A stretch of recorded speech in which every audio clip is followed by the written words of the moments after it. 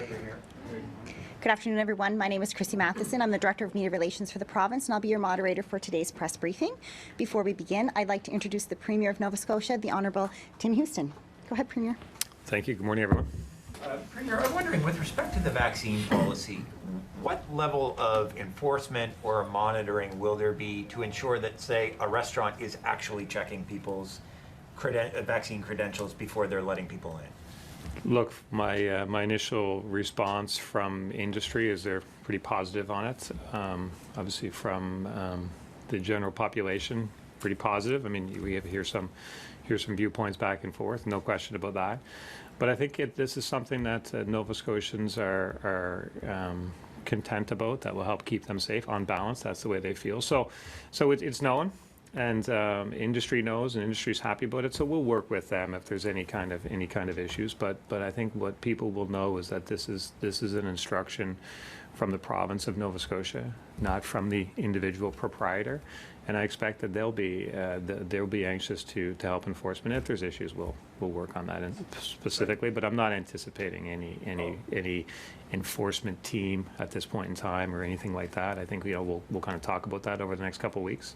Part of the reason why we set the October 4th was just to make sure that industry proprietors in particular feel supported, and we'll work out any kinks. But it's something that is in the best interest of Nova Scotians, and Nova Scotians on balance realize that. And just to put a bow on that, there's no enforcement team, quote unquote. Are there any type of penalties in place at the moment for if, say, somebody alerted public health that there's a bar or a restaurant that's just letting people in and they're not checking it? At the moment, is there a penalty, or is right now this? I mean, over the next couple of weeks, we'll kind of reach a landing on that. But as I sit here today, there's no enforcement team that'll be wandering the province or any penalties. But if we start to sense that there'll be some kind of an issue, there'll be some places where they're not going to enforce it. Or if it actually happens, we'll know. We'll address that. But this is something that's in place to protect Nova Scotians. And Nova Scotians know that. Have you had a chance yet to meet with Bay Ferries? No. As announced, the proof-of-vaccine is for non-essential, blah, blah, blah. And that seems to apply to people going into restaurants, bars. Will workers have the same requirement on them? Because that is essential for them.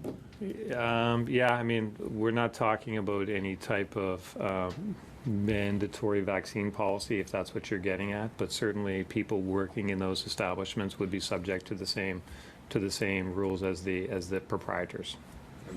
Can you just restate that? Will it be required or will it not of workers? I mean, if you're going to be in one of those establishments, there's a proof of vaccine policy, and it will apply to everyone in the establishment.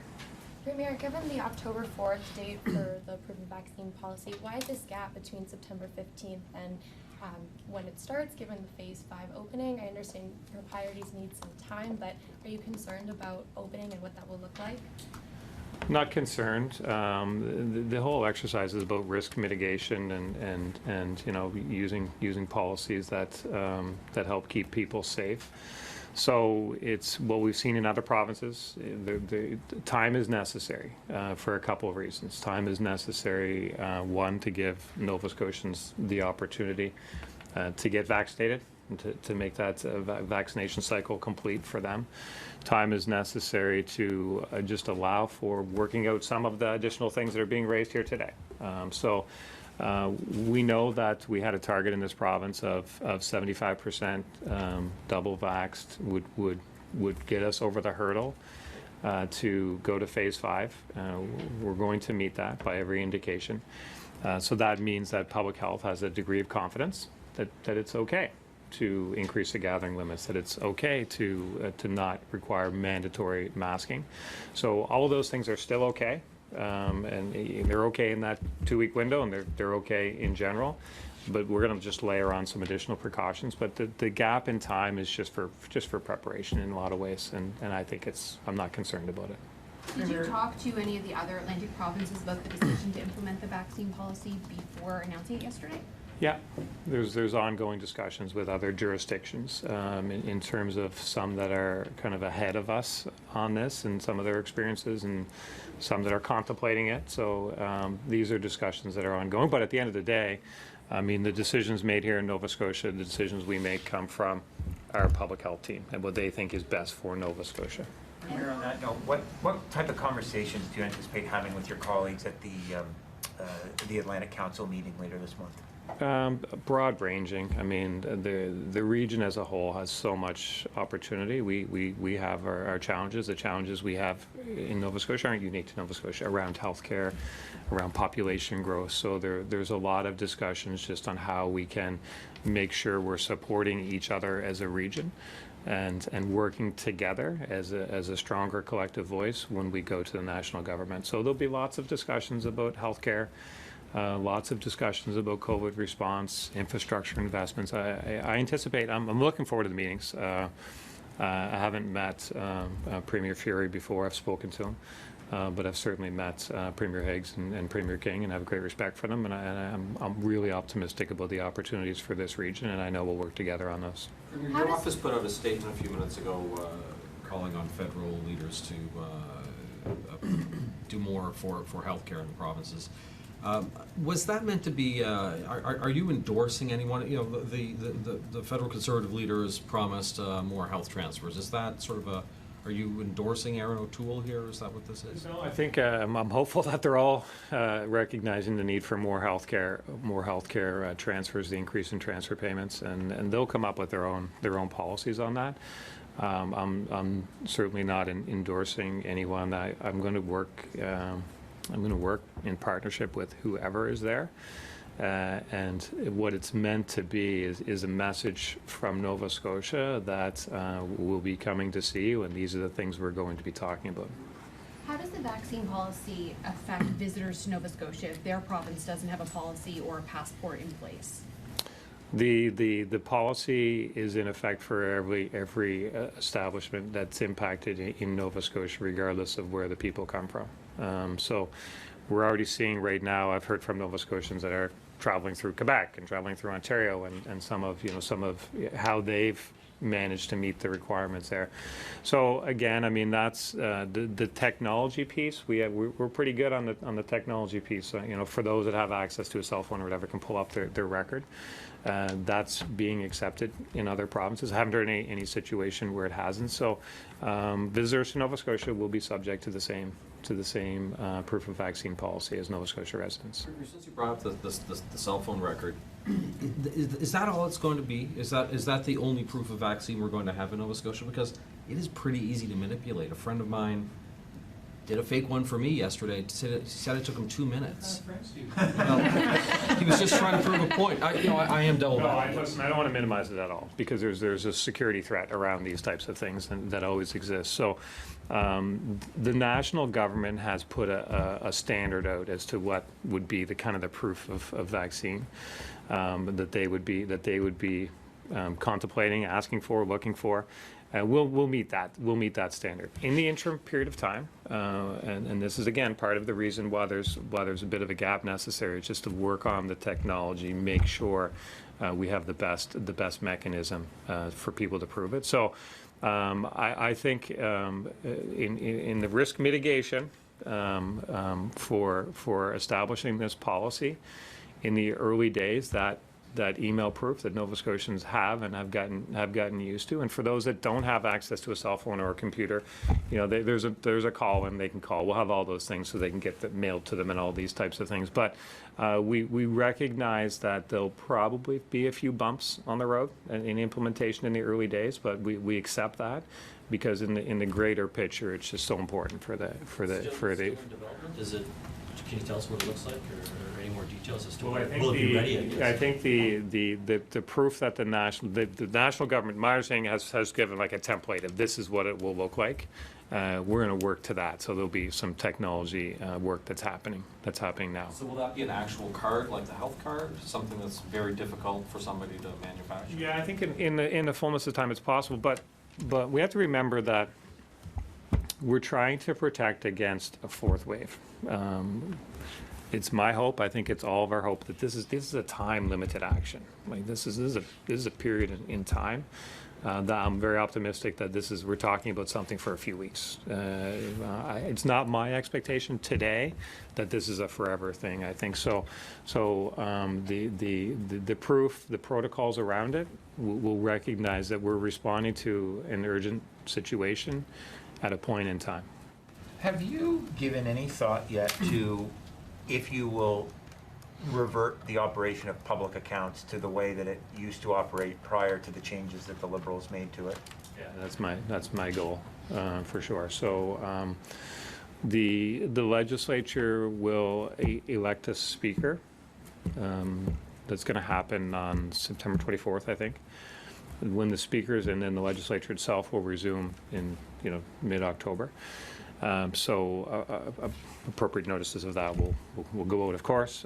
But with the speaker installed in the legislature, then the committee structure can start to resume.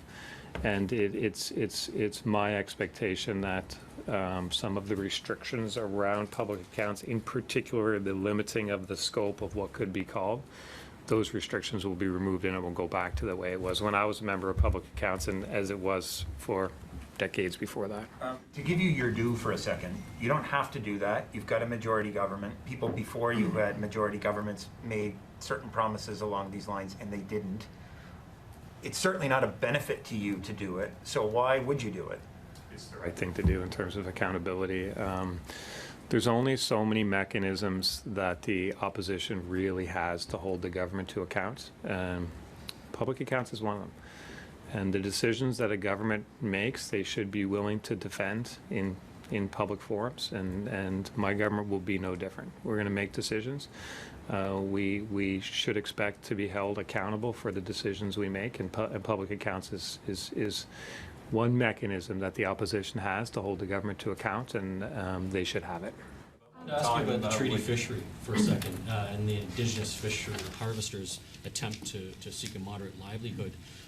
It's going on in all parts of the province now. I'm wondering, is your province looking at changing the legislature or the legislation around giving them access to bring their catch to market to actually earn a wage, a living? There'll be a moderate livelihood, and so there should be, as the courts have determined. So the first step is that the federal government needs to define that moderate livelihood, and then that's the very first. That has to happen, and when that happens, then we'll look at what other changes need to fall on from there. But I continue to call on the national government to establish the definition of a moderate livelihood. That's the first step that has to happen. We've been hearing that for a while. Have you reached out to the federal government to ask them when they're going to do that and to define the word? And why not just change the provincial law right now to allow them to actually pursue that moderate livelihood and make a catch? You have the ability to change that legislation. No, the provincial law is predicated on I guess I'm not a lawyer, but I'll say on legal catches. That's what the provincial law is predicated on. The definition of a moderate livelihood is important to determine that. So you can't do step 2 without doing step 1. Well, back 3 years ago when pot was legalized in Canada, your party's position was that it should be sold through private stores. It shouldn't be part of the NSLC chain. Is that still your position? I think when the legalization was coming forward, there was a number of decisions that could be made, and the government of the day made a decision that the Nova Scotia Liquor Corporation would be the distribution channel for it. They had options, and there was a number of options, and I was in favor of a number of those other options.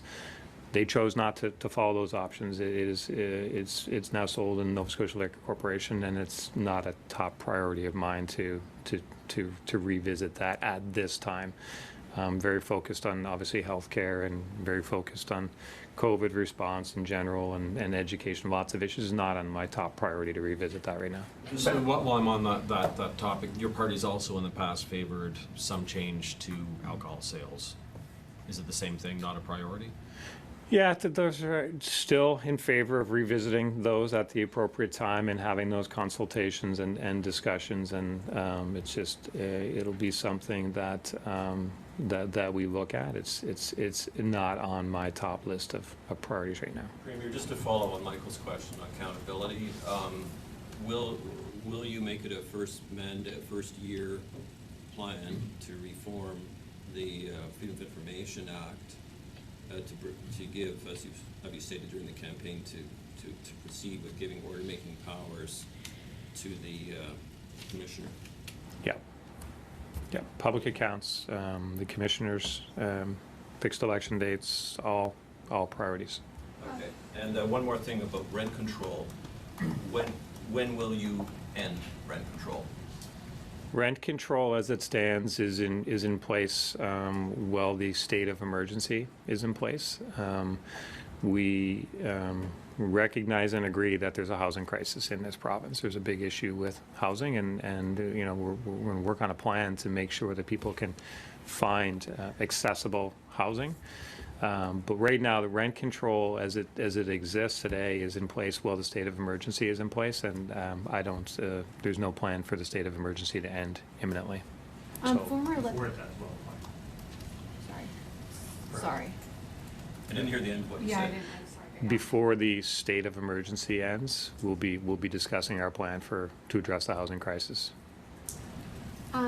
The former Lieutenant Mayanne Francis has been critical of your appointment of Pat Dunn to the African Nova Scotian Affairs Minister portfolio. What are your thoughts on that? She says it's a step backwards. There's a lot of emotions around it, and I accept the emotions. I really do. I understand that the community is concerned that it won't have a voice, won't have a proper path to have a voice in government.